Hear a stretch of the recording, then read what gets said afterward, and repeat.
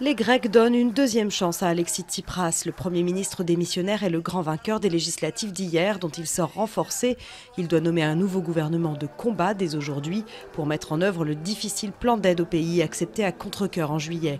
Satisfaction supplémentaire pour Tsipras, les députés dissidents de Syriza, rassemblés sous la bannière d'unité populaire, n'ont pas réussi à rassembler assez de voix pour entrer au Parlement.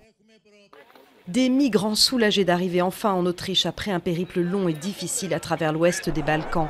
Les ministres de l'Intérieur européens doivent se retrouver demain pour tenter une nouvelle fois de trouver une solution commune à la crise migratoire. Les États-Unis ont annoncé de leur côté qu'ils comptaient accueillir 85 000 réfugiés, dont 10 000 Syriens en 2016.